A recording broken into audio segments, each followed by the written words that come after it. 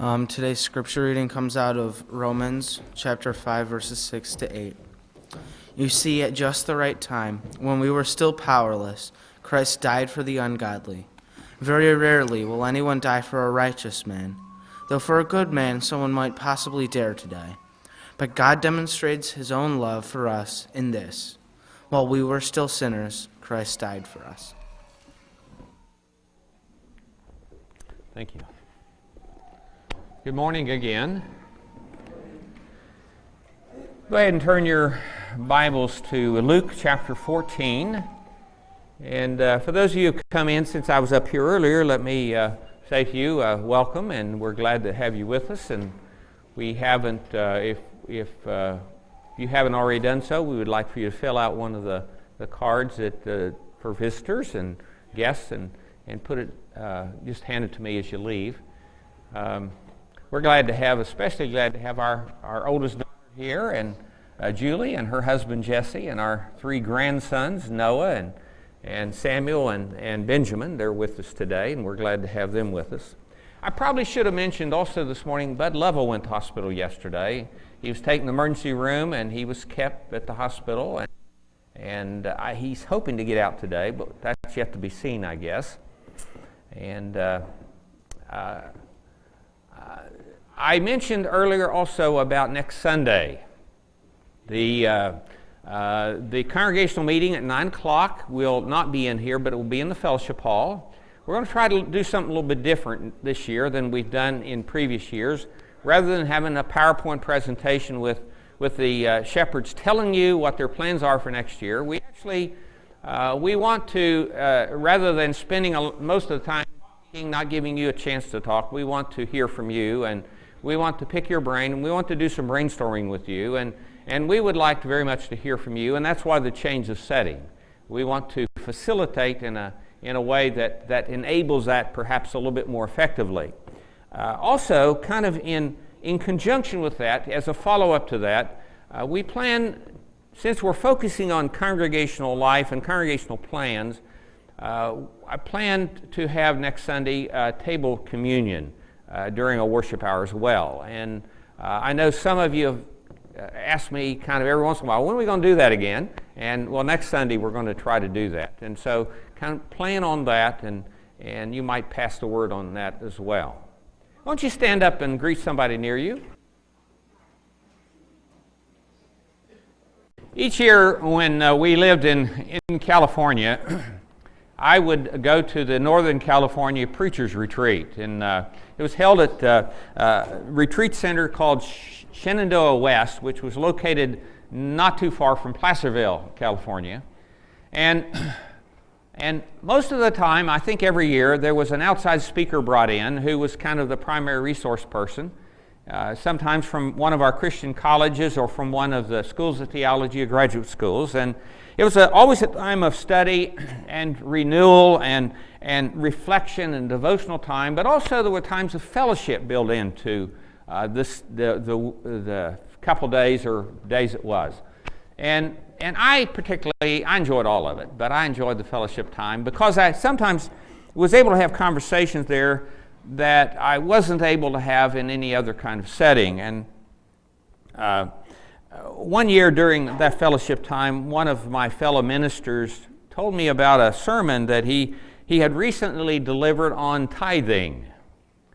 And now his reason for delivering that sermon was to renew awareness of God's call for generosity and also for generous giving, rather than people just falling into the routine of token giving.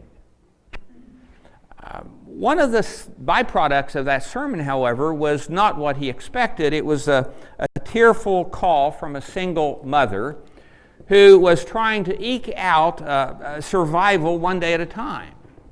And she called him and she said, "If I do that, I simply cannot feed my children." Well, my friend realized that she felt tremendous guilt for not giving a tenth of her income. That's what tithing means, a tenth. And he also realized that she had kind of an unspeakable burden that had been placed upon her by that sermon. He felt bad about it. I mean, never had he intended to place upon her undue guilt or to load upon her an unbearable burden. He didn't intend that at all. All he was trying to do was trying to help his congregation move beyond token giving or tokenism to substantial financial commitment. That's what he was trying to help them to do. Now, I tell you this story because I'm aware that this morning's text has the potential to be misunderstood and in such a way so as to unduly burden the sensitive soul and to appear overwhelming to an individual who is fragile. And so I really don't want that to happen. Today's text is not about giving, and yet the impact of this text has the potential of being the same kind of impact that sermon had on that lady. I've known some individuals upon hearing this text who preached it with a heavy voice. I've known of individuals who despaired in their early days of their Christian walk because of the way they heard the text, because of the way it was delivered to them. And in the result of that, they resigned themselves to the fact that they were not cut out to be Christians. Or they resigned themselves to the idea that God was selfish and unreasonable and overbearing. Now, let me say up front to you that if you leave this morning, if you go away having heard this text in such a way that it has that impact on you, then you've misunderstood the text, and I have failed at my job, because the text is not intended to do that. And so we go to the text, Luke chapter 14, beginning at verse 25. Large crowds were following Jesus, and turning to them, he said, "If anyone comes to me and does not hate his father and his mother, his wife and his children, his brothers and sisters, yes, even his own life, he cannot be my disciple. And anyone who does not carry his cross and follow me cannot be my disciple. Suppose one of you wants to build a tower. Will he not first sit down and estimate the cost to see if he has enough money to complete it? For if he lays the foundation and is not able to finish it, everyone who sees it will ridicule him, saying, 'This fellow began to build and was not able to finish.' Or suppose a king is about to go to war against another king. Will he not first sit down and consider whether he is able with 10,000 men to oppose the one coming against him with 20,000? If he is not able, will he not send a delegation while the other is still a long way off and will ask for terms of peace? In the same way, any of you who does not give up everything he has cannot be my disciple. Salt is good, but if it loses its saltiness, how can it be made salty again? It is fit neither for the soil nor for the manure pile. It is thrown out. He who has ears to hear, let him hear." I believe what Jesus is telling this crowd is that Christianity requires commitment, and the simply curious need not apply. Large crowds flocked to the Roman Colosseums in just about a century later. Large crowds flocked to the Colosseums to watch with curiosity and excitement as Christians were put to face the lions. And yet very few of those crowds volunteered for duty on the field. You see, they were there as curiosity seekers. They were there as spectators. They were not there as participants. Well, large crowds also flocked around Jesus, eager to hear and to see what was the latest thing Jesus would do or say. But many of them were curiosity seekers. They were simply there as spectators. They were not committed. And it was to these crowds that Jesus was speaking these words. He knew their hearts. He knew that some of them were indeed hanging on his words as disciples or disciples to be, but some of them were just in it for the entertainment of the day. You see, it was easy for them to remain safely at arm's length, at distance, keeping their options open just in case a better deal came along. It was easy for them to do that. They could be entertained by this itinerant teacher, but they could still kind of keep their options open for what might come by. And it was to this crowd that Jesus spoke these words. Not a whole lot has changed, I think. In his book, The Trivialization of God, Donald McCullough makes this statement. He says, "For all the warm feelings people have toward Christianity, apparently not many pay much attention to God's Word.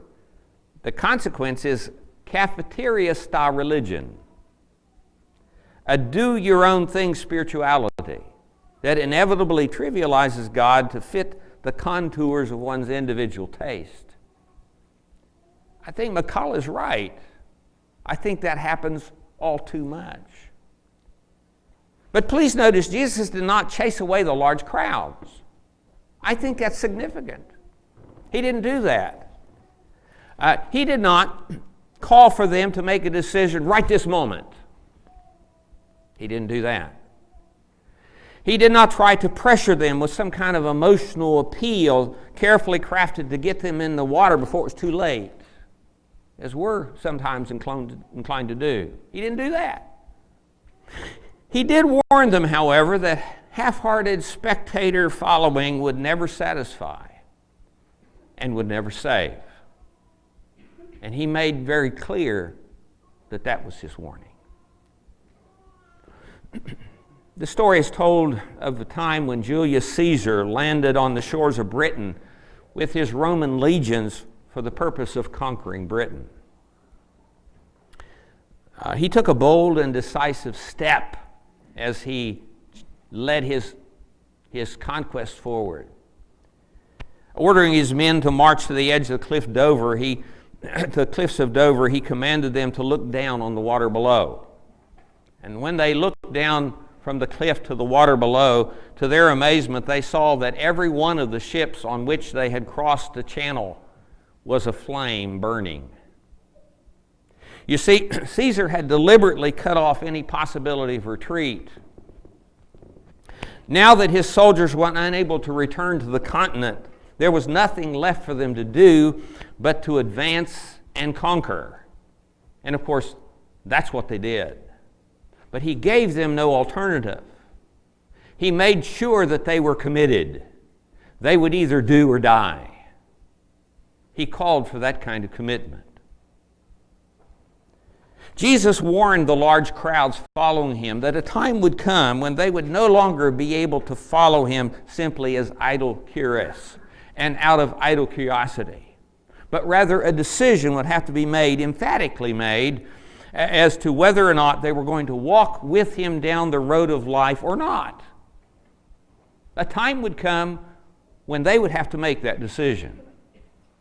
Of course, you and I must make that decision too. Every one of us.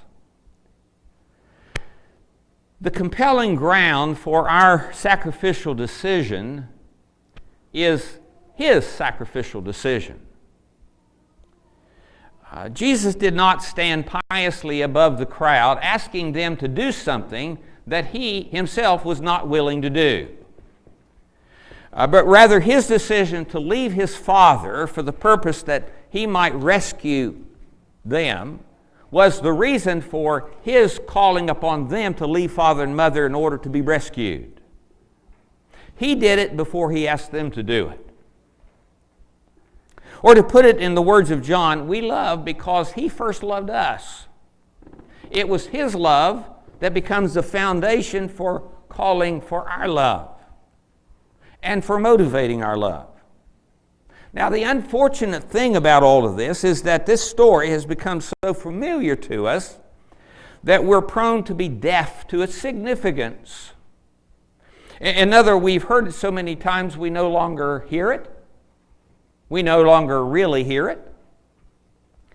We're poorer for our lack of hearing. The result of our no longer hearing the story in its fullness and its freshness is that it becomes very easy for us to think that our token discipleship is sufficient to satisfy what he's asking of us, because we have forgotten his monumental sacrifice that he made for our discipleship. It's easy for us to think that his demanding, that we think of him as demanding, overly so, and we think of him as unreasonable when he suggests to us that what he wants from us is more than just token discipleship. It's easy for us to think that serious discipleship is really for the fanatics. It's for them, because of the fact that the cost of our redemption has grown dim in our minds. That's the reason it's easy for us to think in those terms. I believe I was in college when I first heard the story of John Griffith. And you've probably heard this story somewhere along the way. The setting is in Oklahoma, and it's in the Roaring 20s, the 1920s. John Griffith was in his early 20s. He was newly married, and he had been blessed with a bouncing, blue-eyed baby boy. He had great dreams. He wanted to be a traveler. He imagined himself, he would visit faraway places, and he had these great dreams of all these places he would go, and he would take his family, and he would research these places, and he'd read about them, and he'd imagine them so vividly. The dream was more real to him than reality itself. But then came 1929 and the stock market crash. And that's where he had hung his hat, was in the stock market. And the shattering of the American economy came the devastation of John's dreams. The winds that howled through Oklahoma were strangely symbolic of the gale force that blew away, sweeping away his hopes. Oklahoma was being systematically ravaged by depression and despair, and John Griffith was one of its casualties. And so, brokenhearted, John packed up his few possessions along with his wife and his young son, Greg, and headed east in his old Model A Ford. They made their way into Missouri and then on eastward toward the Mississippi River. And there he found a job operating a large train bridge that spanned this great mass of water. Day after day, John would sit in the control room and direct the enormous gears with the immense bridge over the mighty waters. He would look out wistfully as barges would flow under the bridge and ships of splendor going different places. Then mechanically he would lower the massive structure and stare pensively at into the distance as great trains would come, and then they'd whiz by and go on and disappear on the horizon. And his dreams would pass by him the same way. And he imagined his dreams passing himself by. It wasn't until 1937 that new dreams began to seed again in his mind. The economy was getting a little bit better. He was able now to kind of pack away a little bit of savings so that he could begin building dreams up for the future. His son was now 8 years old, and he considered his son, he thought about the day when he and his son would work side by side, kind of father and son together. And he took his son to work. And in the morning, he packed their lunches together, and they headed off to the immense bridge. Greg looked on with wide-eyed amazement as his dad moved that huge lever down and caused that bridge to go up, and then it would move it up and cause that bridge to go down. And son Greg, he thought surely his dad must be the most amazing man alive. It was a good relationship. Before they knew it, it was noontime. Time flew by fastly as they talked together. John elevated the bridge and allowed some scheduled ships to pass through, and then taking his son's hand, they headed off for lunch. Hand in hand, they inched their way along the narrow catwalk and onto an observation deck about 50 feet above the river. There they sat and watched spellbound as ships would pass under. John would tell his son about where those ships were going and what they were going to see and what they would do.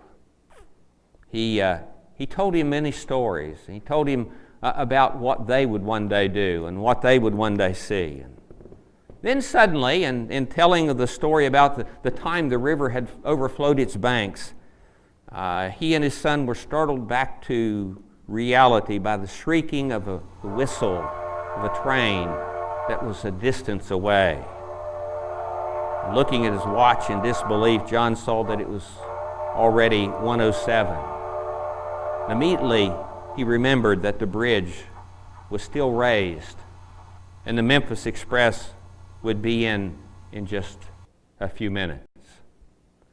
Not wanting to alarm his son, he suppressed his panic. In the calmest tone he could muster, he instructed his son to stay put. Quickly leaping to his feet, he jumped onto the catwalk, and as precious seconds flew by, he ran at full tilt to the steel ladder heading to the control house. Once in, he searched the river to make sure that no ships were in sight. Then, as he had been trained to do, he looked down to make sure that no ships were under the bridge. As his eyes moved downward, he saw something so terrifying that his heart froze in his chest. For there, below him in the massive gearbox that housed the colossal gears that moved the gigantic bridge, was his beloved son. Apparently, Greg had tried to follow his dad, but had fallen off the catwalk. And even now, he was wedged in between the teeth of two main cogs in the gearbox. And although he appeared to be conscious, John could see that his son's leg had already begun to bleed profusely. Immediately, an even more horrifying thought flashed through his mind. For in that instant, he knew that lowering the bridge meant killing the apple of his eye. Panic, his mind probed in every direction, frantically searching for a solution. Suddenly, a plan emerged. In his mind's eye, he saw himself grabbing a coil of rope, climbing down the ladder, running along the catwalk, securing the rope, sliding down toward his son and pulling him back to safety. And then in an instant, he would be back down toward the lever control and thrust it down just in time for the oncoming crane. That as soon as these thoughts had appeared, he realized the futility of his plan. He knew that there just wasn't enough time. Perspiration began to bead on John's brow. Terror was written in every inch of his face. His mind darted here and there, vainly searching for yet another solution. What should he do? What could he do? His thoughts rushed in anguish to the oncoming train. In a state of panic, his agonized mind considered the 400 people on that train, moving closer and closer to the bridge. Soon the train would come roaring out of the trees with tremendous speed. But this was his son, his only child, his pride, his joy. His mother, he could see her tear-stained face now. That was their child.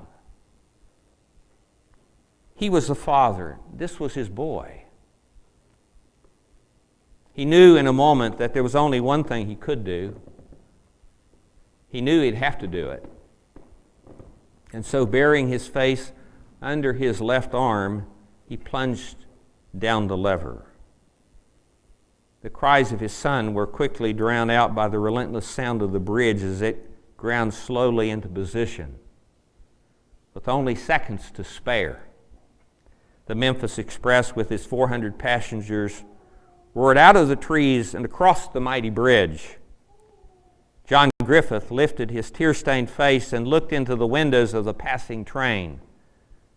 A businessman was reading the morning paper. A uniformed conductor was glancing nonchalantly at his vest pocket watch. Ladies were already sipping their afternoon dining cars. A small boy was looking strangely like his own son Greg, pushed a long, thin spoon into a large dish of ice cream. Many of the passengers seemed to be engaged in either idle conversation or careless laughter. No one looked his way. Not even one glanced at the giant gearbox that housed the mangled remains of his hopes and dreams. In anguish, he pounded the glass of the control room and cried, "What's the matter with you people? Don't you care? Don't you know I've sacrificed my son for you? What's wrong with you?" No one answered. No one heard. No one even looked. Not one of them seemed to care. And then, as suddenly as it had happened, it was over. The train disappeared, moving rapidly across the bridge and over the horizon. Of course, that story is a very small microcosm of the gospel story. Except the Father so loved us, the world, that He gave His only Son. And it wasn't out of a last-minute panic, but it was out of decision that He made even before the world began, that He would save us. And according to His great love, His sovereign purpose and sovereign will, He made the decision that He would redeem us. And the Son, He was not simply accidentally caught in the moment of circumstances and as a victim, but rather He volunteered for the task of saving us. Nobody took His life from Him, but He gave it up. Token Christianity will never satisfy, and it will not save. And it may be that you're not quite ready at this moment to make that decision, to make that choice. And if that's true, I understand that. And yet the time must come when you decide yes or no. And no one else can make that decision for you, but you must decide it for yourself. Do you need to respond to Jesus Christ? This is Thanksgiving weekend. It's a weekend when we have been reminded, not only here at church, but in the context of our society that we live in the context of the calendar in which we mark our time. It's a time that we've been reminded of how we've been blessed and how thankful we ought to be. Are you motivated by that thankfulness to respond in an appropriate way to Him? Do you need to confess Jesus Christ as your Lord and be buried with Him in baptism? The water's ready, and I'm told it's warm. Or do you need to respond in some other way today that's appropriate to your need and to where you are in life? If you have a need, please come as we stand and as we sing.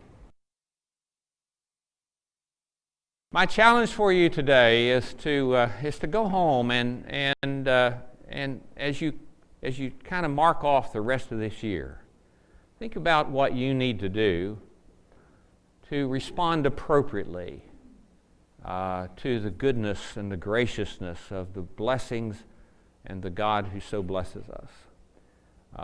That may be something that's very personal. It may be something that's very private. It may be something that's public. It may be something that has to do with your own heart. It may something have to do with your own pocketbook. Whatever it is, I challenge you to give some thought between now and the end of the year of how you need to respond appropriately to God.